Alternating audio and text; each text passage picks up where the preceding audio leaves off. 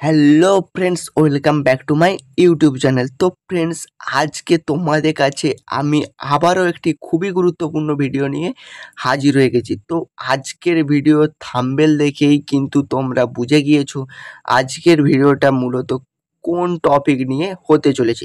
তো আজকের ভিডিওটা মূলত তোমাদের মোবাইলের রিচার্জ সম্পর্কিত হতে চলেছে। তো কি বলা রয়েছে, কি বিস্তারিত জানানো হয়েছে প্রধানমন্ত্রীর তরফ থেকে এই রিচার্জ সম্পর্কে সমস্ত কিছু আজকের ভিডিওতে তোমাদেরকে জানিয়ে দেব। তো কাজেই বলবো ভিডিওটা অবশ্যই প্রথম থেকে শেষ পর্যন্ত দেখবে।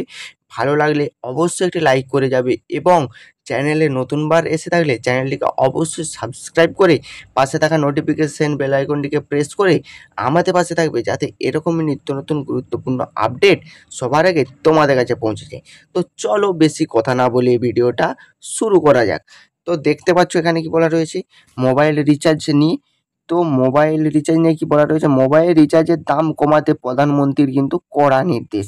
100 টাকার কম দামে রিচার্জ প্ল্যান কিন্তু রাখতে হবে। তো কি বলা রয়েছে জানবো, ভিডিওটা কন্টিনিউ করতে থাকো, স্কিপ করবে না, তাহলে কিন্তু মেন যে পয়েন্টগুলো রয়েছে সেগুলো কিন্তু তোমরা মিস্টেক করে যাবে। তো কি বলা রয়েছে, ভারতের মূল্যবৃদ্ধির বাজারে নাবিশ্বাস দশা আমোদ জনতার, ঠিক আছে। আর সব কিছুর সঙ্গেই পাল্লা দিয়ে ক্রমশ বেড়ে চলেছে মোবাইলের রিচার্জ খরচও। দিনকে দিন আরও দামি হচ্ছে পরিষেবা।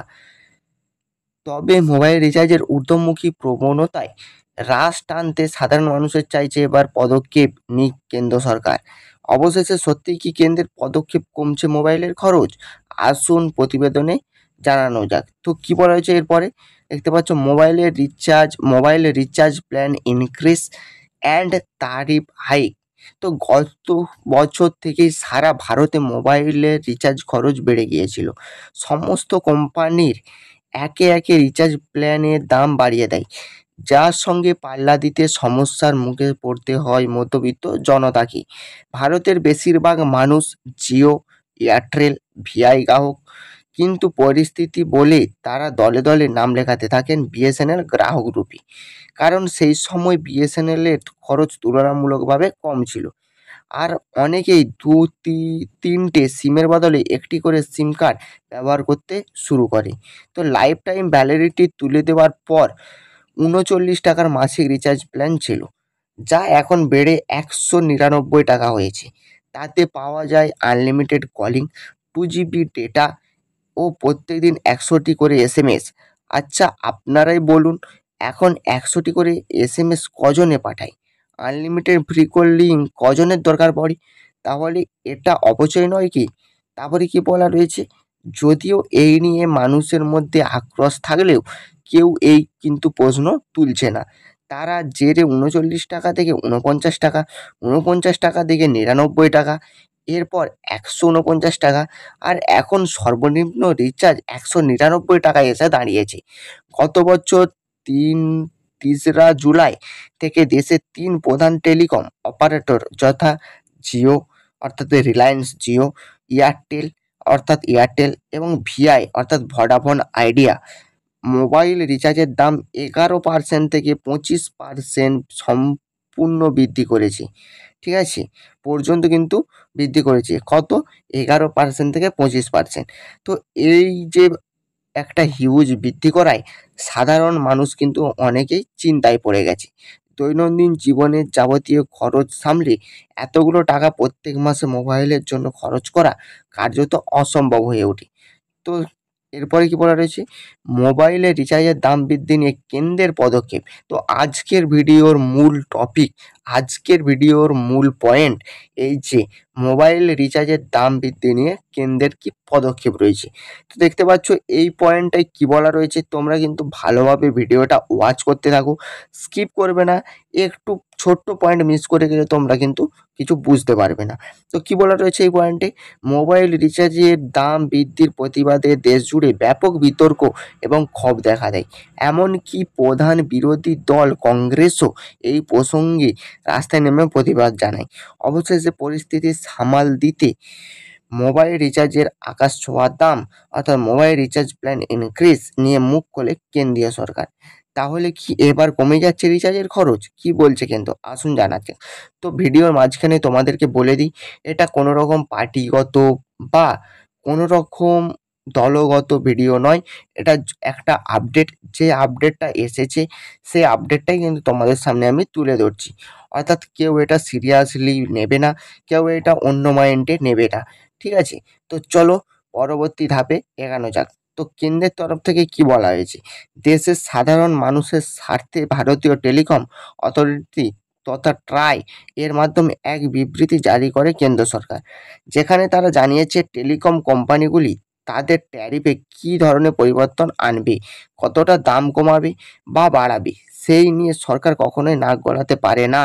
তবে সরকার এও বলেছে, বিশ্বের অন্যান্য দেশের সঙ্গে তুলনা করে দেখা যাচ্ছে ভারত রিচার্জের মূল্য এখন তুলনামূলকভাবে কম। ভারতের কিন্তু এখনো রিচার্জের মূল্য নাকি তুলনামূলকভাবে কম। এতটা রিচার্জের প্ল্যান বেড়ে যাওয়ার পরেও। তো এরপরে কি বলা রয়েছে? ফলত খুব স্বাভাবিকভাবেই কেন্দ্রীয় সরকার এহেন বক্তব্য গ্রাহকদের তেমনই সন্তুষ্ট দিতে পারেনি। কারণ গ্রাহকরা যা আশা করেছিল কেন্দ্র সরকার দাম কমাতে হস্তক্ষেপ করবে, তা বাস্তবে কিন্তু হলো না। কোম্পানিগুলিও কেন্দ্রের বিবৃতির পরে তাদের ট্যারিফ কমায়নি।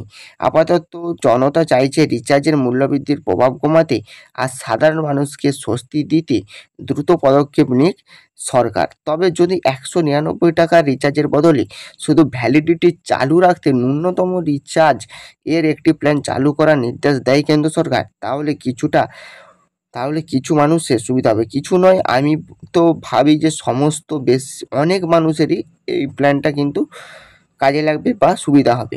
এবার দেখে নিন বিভিন্ন দেশে সর্বনিম্ন মোবাইল রিচার্জের পরিমাণ কত। তো দেখতে পাচ্ছ ভারত কিন্তু কত রয়েছে 1.71, বাংলাদেশ 3.24, পাকিস্তান 1.39, নেপাল 2.75, ভুটান 4.67, তারপরে কি রয়েছে? আফগানিস্তান রয়েছে, চীন রয়েছে, আমেরিকা রয়েছে, অস্ট্রেলিয়া রয়েছে, ব্রিটেন রয়েছে, দক্ষিণ আফ্রিকা রয়েছে। তো তোমরা কিন্তু এগুলো দেখে নেবে। তো তারপরে কি বলেছে? এই লিস্ট থেকে দেখা যায় অনেক উন্নত দেশের চেয়ে ভারতে মোবাইল রিচার্জের খরচ অনেক কম।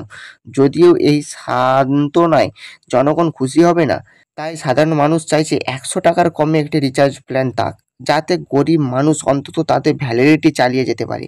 ব্যাংক, গ্যাস ও বিভিন্ন প্রকল্পের মেসেজ অন্তত যেন তাদের ফোনে আসে।